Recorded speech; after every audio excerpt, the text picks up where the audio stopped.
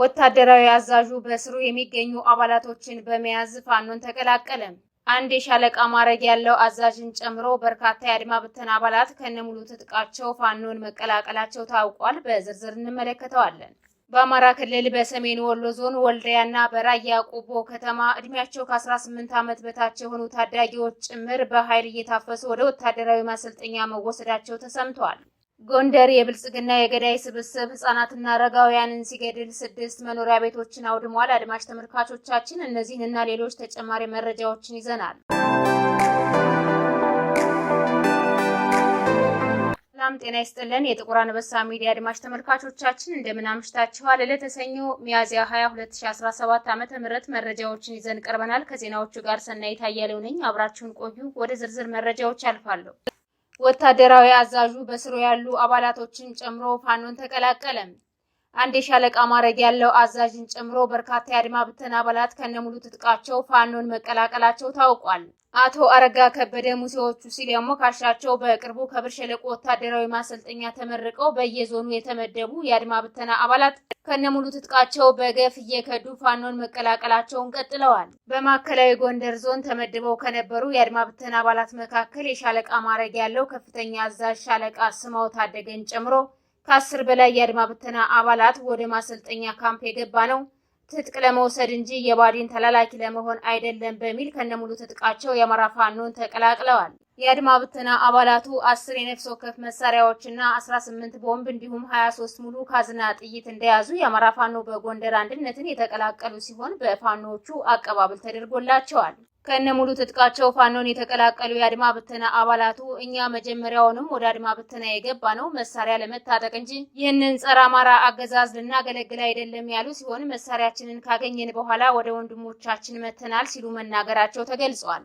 አክለውም የህዝባችን ጥያቄ ሊመለስና የተጋረጠበት አደጋ ሊመከት የሚችለው አንድነት ሲፈጠር ብቻ ነው ያሉ ሲሆን አሁንም አገዛዙን እያገለገሉ የሚገኙ የአማራ ተወላጅ ወታደሮች ሳይውሉ ሳያድሩ ፋኖን እንዲቀላቀሉ ጥሪ አቅርበዋል።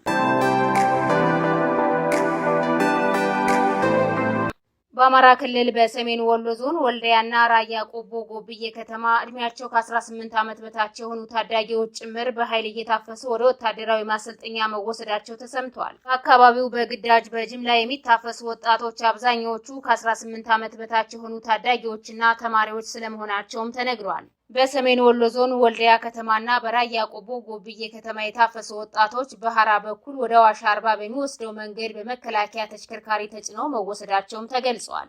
በመሆኑም ተሽከርካሪዎችን ሳይቀር በመያዝ አፈና የሚፈጽመው የብልጽግናው አገልጋይ ኃይል ታዳጊዎችን ከሚጫወቱበት አካባቢ በድንገት አፈና በመፈጸም በመኪና ውስጥ በማስገባት ወደ ወታደራዊ ማሰልጠኛ ማጋዙን ቀጥሏል ነው የተባለው። ከሰሞኑም እንደ አዲስ በተጀመረው የጅምላ አፈና በአማራ ክልል በአራቱም ጠቅላይ ግዛቶች ተግባራዊ እየተደረገ ይገኛል። ወልዲያና ራያ ቆቦን በቀዳሚነት አነሳን እንጂ ይህ የግዳጅ አፈና በሁሉም ጠቅላይ ግዛቶች ተጠናክሮ ቀጥሏል። አማራ ክልል በተጨማሪም በኦሮሚያ ክልል ናዝሬት ከተማ ላለፉት ቀናት ከዚህ በፊት ታይቶ በማይታወቅ ሁኔታ ወጣቶች ላይ ከፍተኛ አፈና እየተፈጸመ እንደሚገኝ ተነግሯል። በናዝሬት ከተማ ለመከላከያ ሰራዊት አባልነት በሚል እየተካሄደ ባለው በዚህ አፈና መሃል ገንዘብ መክፈል የሚችሉ እስከ 70 ሺህ ብር እየከፈሉ እየተለቀቁ የሚገኙ ሲሆን መክፈል የማይችሉት በግዳጅ ወደ ወታደራዊ ማሰልጠኛ እየተወሰዱ እንደሚገኙ ተገልጿል።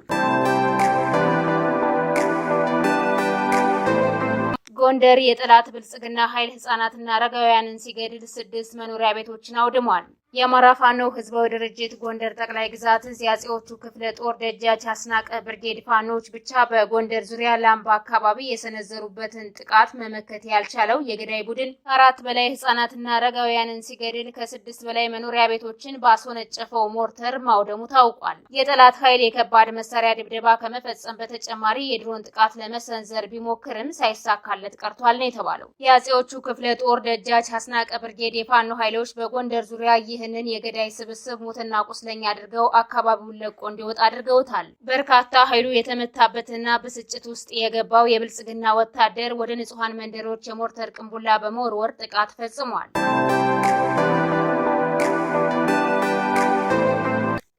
የአማራ ፋኖ በሸዋ ከሰም ክፍለ ጦር የነበልባል ብርጌድ የፋኖ ኃይሎች በተሰዉ ሰማዕታት ስም ባጎጁት ዘመቻ በአውራ ጎዳና 84ኛ ክፍለ ጦሩን ለማገዝ ወደ ሳማ ቀበሌ የገባውን የብልጽግና ሰራዊት ድባቅ መተውታል።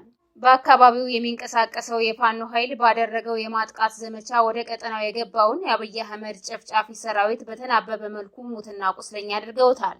ከአረርቲ ወደ ጨሌ መስመር ያመራው የጠላት ኃይል መንገድ ላይ በጠበቀው በነበልባል ብርጌድ ሙትና ቁስለኛ ሆኖ አስከሬኑንና ቁስለኛውን ሰብስቦ ወጥቷል። በተጨማሪም በሌላኛው ግንባር ወደ ድሬ ቀበሌ ለመግባት ሲቅበዘበዝ የነበረው የገዳይ ስብስብ ህብስት እየተባለ በሚጠራው ቦታ በደፈጣ ተይዞ ተመቷል። እንዲሁም ከመልካጀሎ ወደ አረርቲ የተንቀሳቀሰው ሰራዊት በፋኖ ኃይሎች በደረሰበት ጥቃት በርካታ ኃይሉ ሙትና ቁስለኛ ተደርጓል ነው የተባለው። በኢትዮጵያ የተመድ ስደተኞች ከፍተኛ ኮሚሽን በጸጥታ መጓደልና በገንዘብ እጥረት ሳቢያ የሰራተኞቹን ቁጥር በከፍተኛ ደረጃ ሊቀንስ እንደሆነ ከኮሚሽን ምንጮች መስማቱን ጠቅሶ ሪፖርተር ዘግቧል። ኮሚሽኑ ወጪ ለመቀነስ በተለያዩ የሀገሪቱ ክፍሎች የሚገኙ ቢሮዎችን ለማዋሃድ ማሰቡንም ዘገባው ጠቅሷል። ከሱዳንና ደቡብ ሱዳን ወደ ሀገሪቱ የሚገቡ ስደተኞችና በአማራ ክልል በሚካሄደው ጦርነት ሳቢያ የተፈናቃዮች ቁጥር መጨመሩ በኮሚሽኑ የድጋፍ አቅርቦት ፕሮግራም ላይ ከፍተኛ ጫና ፈጥሯልም ተብሏል።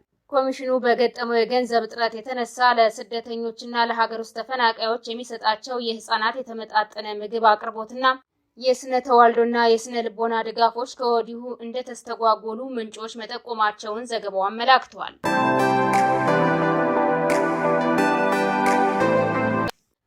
በሶማሊያ ለተሰማራው የአፍሪካ ህብረት የድጋፍ ሰጪና ማረጋጊያ ተልዕኮ ተሳታፊ ሀገራት ለተልዕኮ ተጨማሪ 8000 ወታደሮች እንደሚያስፈልጉ በካምፓላው ስብሰባቸው ማጠናቀቂያ ላይ ባወጡት መግለጫ አስታውቀዋል። 8000 ወታደሮች ለተልዕኮ ከሚኖሩት 12000 ገዳማ ወታደሮች ተጨማሪ ናቸው ተብሏል።